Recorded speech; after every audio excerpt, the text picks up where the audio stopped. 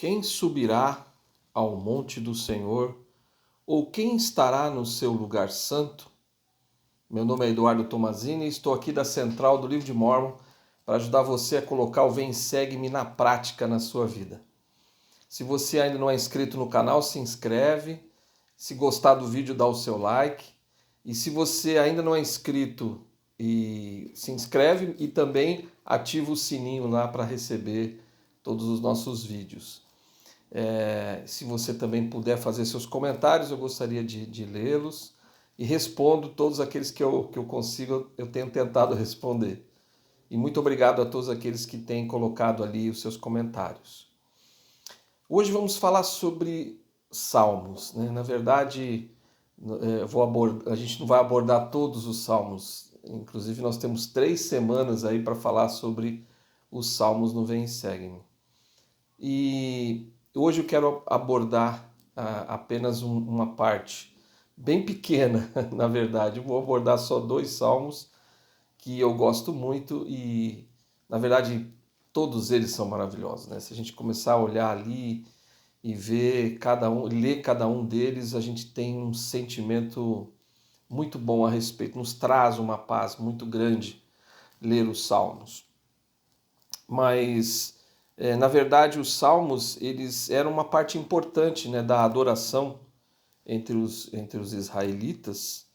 E o mesmo o Salvador citou muitas vezes os salmos nos seus ensinamentos, né?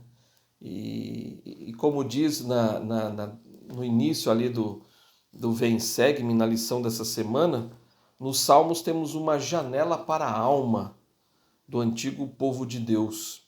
Vemos como eles se sentiam a respeito de Deus, com o que se preocupavam e como encontravam paz. Então é interessante isso, né? Os salmos eles demonstram os sentimentos que o povo de Israel tinha naquela época. E é muito parecido com o que a gente tem hoje. E nos salmos também nós encontramos diversos ensinamentos importantes. E eu escolhi hoje para falar basicamente a respeito do Salmo 24, mais especificamente sobre os versículos 3 e 4. Quem subirá ao monte do Senhor ou quem estará no seu lugar santo? Aquele que é limpo de mãos e puro de coração, que não entrega a sua alma à vaidade, nem jura enganosamente. Eu gosto demais desse versículo. E, na verdade, até existem discursos que falam sobre ele. Um deles é o do Elder Bedner. E o Elder Bedner, nesse discurso dele, que se chama... deixa eu ver aqui, que é muito interessante, chama-se justamente isso, Mãos Limpas e Coração Puro, que é de outubro de 2007. E eu queria citar algumas partes desse discurso que é fantástico e a gente consegue entender bem a diferença que existe entre o limpo de mãos e o puro de coração. O Elder Bedner fala que há uma diferença. E é interessante, né? Que diferença é essa? E eu comecei a ler esse discurso e me tocou profundamente, que é um discurso que está até aí no Vem Segue-me dessa semana. Eu até sugiro que você leia os discursos que estão que é sugerido, né, que são sugeridos na semana do Vem Segue-me, porque tem muitos ensinamentos maravilhosos. É uma boa oportunidade para aprender e receber revelação. E aí, o Elder Bedner, então, ele diz assim: irmãos e irmãs, é possível que tenhamos mãos limpas e não sejamos puros de coração. Olha só, então, existe uma diferença e é possível que a gente tenha mãos limpas, mas não tenhamos o coração puro. Observem que ter mãos limpas e ser puro de coração são requisitos para subir ao monte do Senhor e estar no seu lugar santo. Então, a importância das duas coisas, de ter as mãos limpas e de ser puro de coração. E nesse discurso ele justamente faz essa diferenciação destes dois aspectos aí do que diz em Salmo 24:4, né, mais especificamente. Vamos ver o que ele fala sobre mãos limpas. Olha só. Gostaria de lembrá-los de que nossas mãos ficam limpas por meio do processo de renúncia ao homem natural e sobrepujando o pecado e as influências maléficas em nossas vidas por meio do sacrifício expiatório de Cristo. Então, o que é ter mãos limpas? É você renunciar ao seu homem natural. É você se arrepender dos seus pecados. Ele diz mais para frente, receber a remissão de nossos pecados dia após dia. Ter apenas mãos limpas não será o suficiente quando estivermos diante de Deus, que é puro. Então ele fala assim, ó. O que significa ter mãos limpas? Resumindo, ele falou, é receber a remissão dos pecados. Então você vai, você se arrepende, e legal, isso é ótimo. Porém, não é suficiente para você dar a vida eterna. Interessante. Ele diz o seguinte, o que é o coração? Vamos ver o que é o coração puro primeiro, né? Então, em segundo lugar, primeiro a gente viu o que é mãos limpas. Então, ter mãos limpas é receber a remissão dos nossos pecados. Você vai lá, se arrepende, legal. Você foi perdoado dos seus pecados. Mas o coração puro, olha o que ele diz, nosso coração é purificado quando recebemos seu poder fortalecedor de fazer o bem e de tornar-nos melhores. Andar, o que mais que significa? Andar sem culpa diante de Deus. Ter o coração transformado pelo Espírito Santo de tal modo que não tenhamos mais disposição para praticar o mal, mas sim de fazer o bem continuamente. Olha que interessante. Então, eles são tão próximos, mas eles são diferentes. Então, mãos limpas, você vai e se arrepende dos seus pecados. Legal, você se arrependeu, maravilha, você não fez mais, não cometeu mais aquele pecado, tá tudo bem. E você continua nesse processo de cometer um pecado, você se arrepende e você vai fazendo isso durante a sua vida. Entretanto, o que o Senhor quer que haja em nós é uma transformação. Essa transformação exige que nós não tenhamos mais o desejo de pecar. É diferente. Mesmo que você tenha se arrependido de determinado pecado, você ainda se sente atraído por determinados pecados. Então, às vezes, você sente o desejo de fazer algo errado. Então, ainda você não está santificado, vamos dizer assim, né? Você talvez esteja no processo. Mas, então veja, quando você faz algo errado, você vai e se arrepende. Mas isso significa ter mãos limpas. Ser puro de coração significa não ter mais o desejo de fazer nada errado. Não ter mais o desejo de ofender o Senhor. De fazer o que Ele deseja, o que Ele quer para o resto da sua vida. É como o Salvador ensinou. Ele disse, eu não vim aqui para fazer a minha vontade, mas a vontade daquele que me enviou. Isso é ser santo. É você colocar toda a sua vontade na vontade do Pai. E Cristo foi um exemplo maravilhoso disso. Então isso é ser santo. É você se despojar totalmente do seu homem natural, né? Por causa da expiação, obviamente. Você se despoja do homem natural, mas você também se torna santo. Você não sente mais a vontade de fazer alguma coisa errada. Isso é ser santo. Mas vamos falar um pouco mais. O Elder Berner ele continua dizendo o seguinte, todos os nossos desejos justos e nossas boas obras, por mais necessário que sejam, jamais poderão produzir mãos limpas e coração puro. Então está falando da necessidade da gente ter os dois, a gente precisa dos dois. Né? A gente precisa das mãos limpas e nós precisamos do coração puro. Porque é um processo.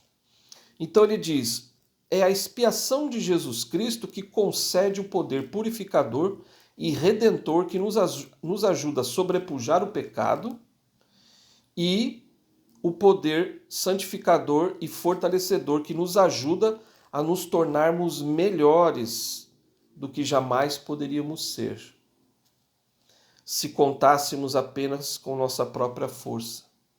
Então, a pessoa pode dizer assim, não, camarada disse, eu nunca vou pecar, vou fazer tudo certo, né? Não consegue por si só, precisa do sacrifício expiatório de Cristo. Porque o sacrifício expiatório de Cristo, ele faz com que você se santifique, que você não tenha nenhum desejo de pecar, que você realmente se torne santo.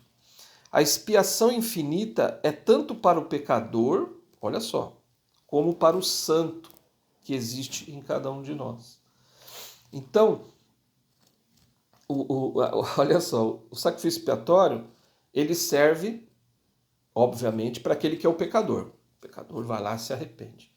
Mas para aquele que já venceu isso, né, ele está num processo de santificação, ele já não comete mais pecados assim. Vamos colocar o presidente Nelson, por exemplo. O presidente Nelson já passou de um processo, né, desse processo de ser um pecador, né? Ele se tornou santo, ou talvez ainda esteja, ele não é perfeito, é óbvio, mas ele esteja num processo de santificação, porque o sacrifício expiatório serviu para ele quando ele era pecador, vamos dizer assim, e ele foi se tornando santo, e o sacrifício serve para ele hoje ainda. Porque ele precisa do sacrifício expiatório de Cristo para se tornar cada vez mais parecido com Cristo, se tornando mais como Cristo era em cada pensamento, em cada sentimento, nas ações, mas é aquela coisa de você ser como Cristo, não só fazer como Cristo, mas ser. Fazer como Cristo é o ter as mãos limpas, né? Eu faço como Cristo. Mas ser como Cristo é muito mais do que isso. Mas nós precisamos dos dois. Nós precisamos fazer como Cristo, nós precisamos ser como Cristo, né? Então, na verdade é assim, eu gosto de usar exemplos, né, de como que isso funciona, mas vamos dizer assim, que você, em relação ao dízimo, vamos dar um exemplo do dízimo. Então, o que é ser mãos limpas no dízimo? Você vai lá e paga o dízimo, né? Você paga o dízimo direitinho e tal. Mas, se você está santo, você não consegue mais não pagar o dízimo. Aquilo já faz parte de você. Não é só a questão do, eu tenho que separar 10% todo mês. É bonitinho, né? É legal, isso é importante. Óbvio, né? Mas, quando eu vivo a lei do dízimo, aquilo já não é mais para mim um fardo, uma coisa difícil de fazer. Já faz parte de mim. A minha vida eu recebo meu dinheiro, eu já vou lá e pago, eu nem penso, eu nem me preocupo, eu nem fico fazendo conta, né? Bom, eu tenho que pagar o aluguel, eu tenho que pagar não sei o que e tal, mas eu tenho que pagar o dízimo. Quando você é santo, simplesmente você paga o dízimo. Aquilo já é parte de você, já não é mais uma tentação para você não pagar o dízimo. Já faz parte. Você é como Cristo ao pagar o dízimo, né? É um exemplo, mas existem outros exemplos que podemos usar. Então, essa poderosa mudança, continua o Elder Bednar, essa poderosa mudança não é simplesmente o resultado de um trabalho árduo, do desenvolvimento de mais disciplina individual. Mais exatamente, é a consequência de uma mudança fundamental em nossos desejos, nossos motivos, nossa natureza, graças à expiação de Cristo. Nosso propósito espiritual é sobrepujar tanto o pecado quanto o desejo de pecar. tanto sua mancha como sua tirania. Olha só. Então eu estava usando lá, eu usei o exemplo do dízimo, né? Então, a pessoa que paga o dízimo, legal, ele paga o dízimo, mas às vezes o dízimo ainda é uma tentação para ele. Às vezes ele se sente tentado a não pagar o dízimo. Mas ele vai lá e paga, e tudo bem. Mas veja a diferença. Aquele que ele está nesse processo de santificação, no processo de coração puro, ele simplesmente paga sem ter nenhuma tentação. Nada, ele não sente que o dízimo é um fardo, não sente que o dízimo é uma tentação, que ele fica ali preocupado. Ele já faz parte do seu ser. Bom, acho que isso já ficou bem claro, né? Mas eu queria citar também algumas escrituras, especificamente Moisés 6, 59 e 60. Olha só que interessante. Ele fala aqui da justificação, que é mãos limpas. Então, quando você é justificado dos seus pecados, você tem mãos limpas. Mas aí ele fala da santificação, que é o coração puro. Então ele diz assim: por causa da transgressão vem a queda. Queda essa que traz a morte. E sendo que haveis nascido no mundo pela água, e sangue, e espírito que eu fiz, e assim vos haveis transformado de pó em alma vivente, do mesmo modo tereis de nascer de novo no reino do céu, da água e do espírito, sendo limpos por sangue, sim, o sangue de meu unigênito. E aí agora ele vai resumir o que ele falou. Ele diz assim: para que sejais santificados de todo pecado e desfruteis as palavras da vida eterna neste mundo e a vida eterna no mundo vindouro. Sim, glória imortal. Então ele está dizendo, olha, para você poder herdar o reino celestial, onde ele está, a gente precisa nascer dessas três formas, da água, do espírito e do sangue. Nós dependemos disso para nascer fisicamente e nós precisamos disso também para nascer, para ser santificados, né? Para nascer de novo, para nos tornarmos uma nova pessoa. Então ele diz, pois pela água guardais o mandamento, pelo espírito sois santificados, sois justificados, perdão, e pelo sangue sois santificados. Então olha só, vou repetir. Pela água guardais o mandamento, ou seja, eu vou lá e sou batizado. Legal, fui batizado, aí eu recebi o Espírito Santo, eu fui então justificado. Então eu estou nesse processo, eu me arrependi dos meus pecados, né? Antes de ser batizado, eu deixei de fazer isso, deixei de fazer aquilo, deixei vícios, ou deixei, sei lá. A pessoa deixou várias coisas. Então ela foi batizada, né? Foi limpa ali, recebeu o dom do Espírito Santo, então ela se tornou justificada. Mas ela precisa ainda ser santificada. E isso só vem, obviamente, as duas coisas vêm pelo sacrifício expiatório de Cristo, mas a santificação, ela vem num processo da pessoa se tornar santa, não querendo mais praticar o mal. Porque mesmo que ela tenha sido batizada e recebeu o Espírito Santo, ela continua sendo tentada. E às vezes determinadas coisas que ela deixou no passado ainda, e talvez você passe por isso, eu passe por isso, talvez algumas coisas ainda são para ela, ou para você, ou para mim, uma tentação. É algo que ainda nos perturba quando nos deparamos com ela.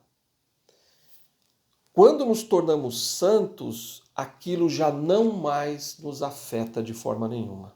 Nos tornamos santos, nos tornamos como Cristo. Não ainda, obviamente, perfeitos. Perfeição a gente só vai alcançar na outra vida. Mas nos aproximamos de uma santidade, de parecer-se como Cristo em como ele era na sua vida. Eu queria contar uma experiência que eu tive quando eu estava para ir para a missão. Eu tinha 17 anos, eu fui para a missão com 18. Eu tinha recebido já meu chamado, praticamente já tinha 18 anos, Mas aí eu trabalhava num banco e o meu horário era mais cedo que todo mundo. Então eu chegava uma hora antes que todo mundo, era o meu horário, né? E eu ficava lá estudando as escrituras, porque não tinha o que fazer, não tinha ninguém, eu ficava ali aguardando o pessoal chegar. E uma vez eu decidi que eu queria ir para a missão puro, assim, no sentido, eu que não queria ter pecados, eu queria estar limpo para poder ir para a missão e fazer o trabalho do Senhor da forma como Ele queria. E aí eu me ajoelhei naquele dia e fiquei ali orando e pedindo perdão ao Senhor pelos meus pecados, porque eu queria ir para a missão limpo, que o Senhor aceitasse o meu arrependimento, que eu fosse uma pessoa limpa ali naquela hora. E aí eu fiz a minha oração, chorei bastante, confessei ao Senhor os meus pecados, e eu queria ali naquela hora receber uma confirmação de que eu havia sido perdoado. E eu falei, Senhor, me perdoa, eu quero fazer o trabalho, o teu trabalho de forma, sendo limpo. E eu ouvi uma voz naquela hora. Uma voz que disse assim, os teus pecados te são perdoados. Exatamente assim como está até nas Escrituras. E o Senhor falou, e eu parei assim, quando eu ouvi aquilo na minha mente, meu coração começou a arder, e aí eu ouvi de novo, pela segunda vez, os teus pecados te são perdoados. E eu fiquei tão impressionado, eu comecei a chorar, não conseguia me controlar até. E aí, de novo, veio a confirmação, pela terceira vez, o Senhor falou comigo naquele dia, na minha mente, no meu coração, e Ele disse, os teus pecados te são perdoados. Aquilo foi para mim uma coisa única na minha vida, foi maravilhoso o que aconteceu. Mas, esse foi o Mãos Limpas. Então o Senhor me perdoou ali naquele momento os meus pecados, Ele me perdoou, eu fiquei, que bom, eu estou limpo, eu senti o Espírito, então eu sabia que o Senhor tinha me perdoado realmente. Mas, muitas das coisas que eu havia feito na minha juventude de errado, que eu tive que pedir perdão, ainda era uma tentação para mim depois, enfim, na minha vida. E aí eu obviamente fui vencendo aos poucos aquilo, fui em determinados mandamentos, em determinadas coisas, eu fui me tornando santo, em outras ainda era um processo, e eu ainda estou num processo, obviamente, de me tornar santo. Então, tem coisas que eu quero ser santo. Eu sou puro, mas não sou santo. Vamos dizer assim, eu estou limpo, mas eu não estou santo. E esse é um processo, é uma busca que eu tenho na minha própria vida, de ser santo. Por exemplo, de fazer as minhas orações. Eu vou lá, faço minhas orações. Que bom, você está fazendo suas orações. Eu faço as minhas orações todos os dias. Mas como eu faço as minhas orações? Eu faço as minhas orações sendo, eu faço minha oração, então eu estou justificado porque eu faço minha oração. Tá bom. Mas como eu faço as minhas orações? Como você faz as suas orações? Se você faz a sua oração com um sentimento do Espírito, louvando ao Senhor, adorando ao Senhor, expressando ao Senhor os seus sentimentos, expressando ao Senhor, pedindo perdão para Ele, reconhecendo os seus erros, a sua nulidade, a sua dependência, é muito diferente, é ser santo. Então, se você olha para a tua vida, né? Olha para a tua vida e verifica se você está se você está tendo as mãos limpas naquilo, ou se você está sendo santo naquilo. Se algo para você, se alguma coisa, algum pecado ainda te atrai, né? Você se sente, vamos dizer assim, atraído por aquele pecado, pela quebra de um determinado mandamento, você ainda não está limpo, mesmo que você não o pratique. mas ainda é uma tentação para você, você está justificado porque você não pratica, mas você ainda não é santo porque aquilo ainda é para você uma tentação. Então, eu queria terminar, eu tem um salmo que eu gosto muito também, que é o Salmo 40. E o Salmo 40 expressa um pouquinho dos sentimentos que eu tenho, às vezes, na minha vida. Acho que praticamente sempre eu tenho esse sentimento. Diz assim, é o 40, 1 a 2, o 8 e o 11 e o 12. Esperarei pacientemente no Senhor e ele se inclinou para mim e ouviu o meu clamor. Tirou-me de um lago horrível, de um charco de lodo, e pôs os meus pés sobre uma rocha. Firmou os meus passos. Deleito-me em fazer a tua vontade, ó Deus meu. Sim, a tua lei está dentro do meu coração. Não retires de mim, Senhor, as tuas misericórdias. Guarde-me continuamente a tua benignidade e a tua verdade. Porque males sem número têm me rodeado. As minhas iniquidades me prenderam de modo que não posso olhar para cima. São mais numerosas do que os cabelos da minha cabeça. Assim desfalece o meu coração.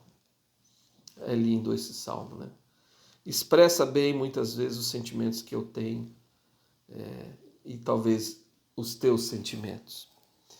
E um dia eu estava lendo na internet um texto que eu gostei muito. E o texto, eu não tenho o texto aqui, mas eu me lembro que tem dias que. Então, o texto era basicamente: tem dias que eu. Aí fala de várias coisas. E aí eu comecei a ler aquilo e eu comecei a pensar em mim mesmo. Comecei a pensar na minha vida e comecei e queria expressar, escrevendo os meus sentimentos.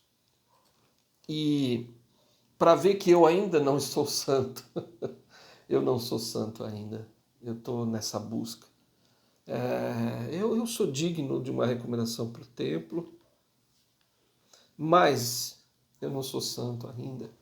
E esse salmo que eu fiz, o meu próprio salmo, retrata isso, essa minha busca, e eu queria compartilhar com você esse meu salmo. E diz assim: tem dias que nos sentimos no fundo do poço como alma filho, e tem dias que somos corajosos como Daniel.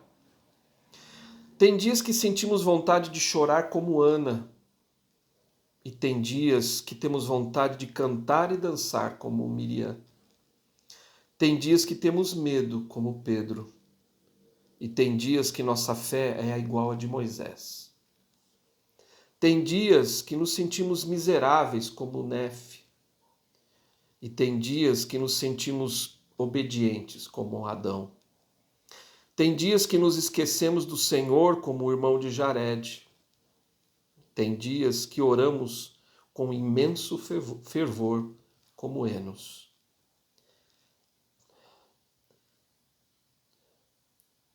Tem dias que nos sentimos sozinhos como Joseph. E tem dias que nos sentimos cercados por anjos como Eliseu. Tem dias que queremos nos esconder e fugir como Jonas. Tem dias que estamos prontos a fazer o que o Senhor deseja de nós, como Maria. Tem dias que perdemos tudo que temos, bens, dinheiro, os amigos, a saúde, como Jó.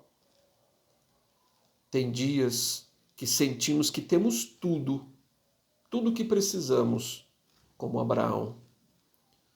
Tem dias que tudo dá errado, como José do Egito. E tem dias que tudo dá certo, como o capitão Moroni. Tem dias que murmuramos como Leí. E tem dias que somos gratos, como Paulo.